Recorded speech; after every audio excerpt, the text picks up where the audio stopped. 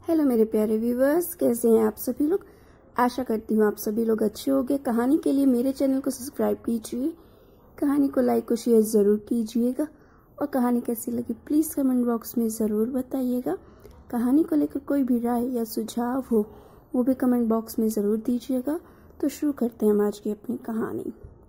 अभी सारिका रसोई में विवेक का नाश्ता और दफ्तर ले जाने का टिफिन तैयार कर ही रही थी कि अचानक सासू माँ विमला की आवाज़ आ गई।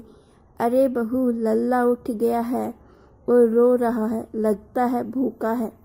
4 माह का अंश आजकल बहुत तंग करने लगा था, परंतु सासू माँ की आवाज़ आते ही सारिका सब काम छोड़कर झट से अंश को अपने कमरे में जाकर दूध पिलाने लगी। नन्हा सा पेट बस 5-7 मिनट में ही भर गया और सारिका अंश के संतुष्ट और हंसते चेहरे को अभी निहार ही रही थी कि अचानक सासू माँ विमला कमरे में आकर गुस्से से बोली, अरे वहाँ विवेक को दफ्तर जाने में देरी हो रही है और तुम्हें बेटे से खेलने से फुर्सत ही नहीं है। लाओ इसको मुझे दो और विवेक को ढंग से दफ्तर भेजो। हर बार की तरह सारिका चुपचाप अंश को सासू माँ को देकर रसोई घर की ओर बढ़ गई।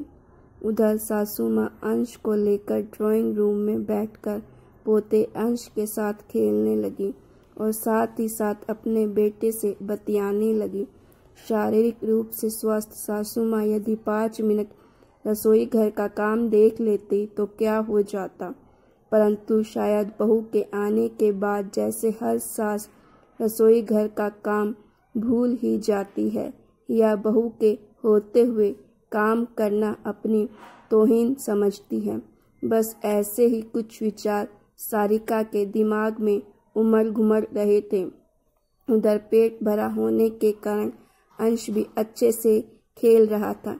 इतने में देवर और ननंद भी कॉलेज जाने के लिए तैयार हो गए तो उन्होंने भी सारिका को नाश्ते के लिए आवाज़ लगा दी। एक मशीन की तरह सारिका सारे काम कर रही थी। कल तो पूरी रात अंश की वजह से सो भी नहीं पाई थी। आजकल सर्दियों में रात में बहुत बार उठता था। इतने में ननंद रिया की आवाज़ आई, भाभी लो, अंश ने अपने कपड़े गंदे कर दिए, आकर इसके कपड़े बदल दीजिए। बस मम्मी जी का और अपना पराठा सेक कर आती हूँ रिया, कहते हुए सारिका ने और जल्दी जल्दी हाथ चलाना शुरू किए। अरे बहू, अब आ भी जा, गुस्से से विमला जी बोली। सासू माँ का पराठा बनाकर अपना पराठा बिना बनाए सारिका ने सासू माँ को नाश्ता पकड़ाया और अंश को उठाकर गुसल खाने की ओर भागी। उधर विमला जी आराम से टीवी चलाकर गर्मा गर्म नाश्ता करने लगी और दोनों बच्चे भी कॉलेज को निकल गए। अंश के कपड़े बदले ही थे कि उसे फिर से भूख लग आई थी। रसोई घर से अपनी ठंडी चाय और 2 बिस्किट लेकर सारिका अंश को दूध पिलाने लगी। अब उसमें अपने लिए नाश्ता बनाने की हिम्मत नहीं थी। देखते ही देखते आजकल कब 10 बज जाते थे पता ही नहीं चलता था। अंश जैसे ही सोया सारिका ने इत्मीनान की सांस ली और इतने में काम वाली ने आकर घंटी बजा दी। फटाफट उसके साथ लगकर सब काम करवाते करवाते घड़ी ने 12 बजा दिए और अंश भी उठ गया। सासू माँ भी मंदिर और अपनी मित्र मंडली से मिलकर घर आ गई थी।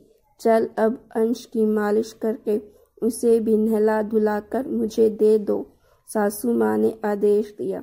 आधा घंटा अंश की अच्छी से मालिश करके नहलाकर उसको सारिका ने दूध पिलाया ही था कि अंश 2-3 घंटे के लिए सो गया। उसे सासू माँ के पास लिटाकर सारिका खुद घर के बचे हुए कामकाज करने लगी। दोपहर का खाना खाकर 2 घड़ी आराम करने ही लगी थी कि अचानक अंश उठ गया और फिर रोने लगा। बहू देख, इसको क्या चाहिए, कहते हुए अंश को विमला ने सारिका को थमा दिया। शाम को भी यही सब कुछ लग रहा था। यह तो हर रोज की ही बात हो गई थी। जब अंश खेलता या हंसता तो तुरंत उसकी गोद में से लेकर परिवार के सभी जन उसको खिलाने लगते, परंतु उसके रोते ही तुरंत अंश को सारिका की गोद में पकड़ा दिया जाता था। रात को जब सब खाना खा रहे थे तो अचानक अंश रो पड़ा।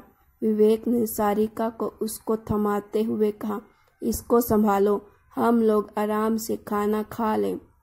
आज सारिका के सब्र का बांध टूट गया।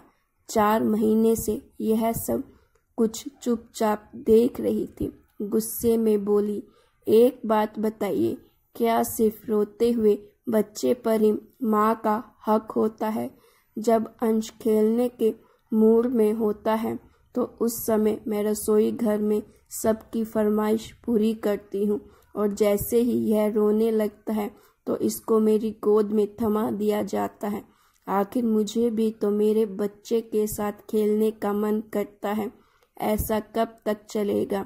मैं सोच रही हूँ कुछ दिन के लिए माँ के घर रहकर आती हूँ, क्योंकि यहाँ पर तो मुझे मेरे बच्चे के साथ समय बिताने का मौका ही नहीं मिलता और मैं उसके बचपन को जी भी नहीं पा रही हूँ। सारिका की बात ने विवेक को हिलाकर रख दिया और विमला जी की भी आंखें नीची थी। मन ही मन सोच रही थी कि बहू कह तो चीख ही रही है, इसीलिए पहली बार उन्होंने बहू का कोई विरोध नहीं किया। सारिका नम आंखों से अंश को उठाकर चुपचाप अपने कमरे में चली गई। आज सारिका का सवाल विमला और विवेक को पहली बार निरुत्तर कर गया था।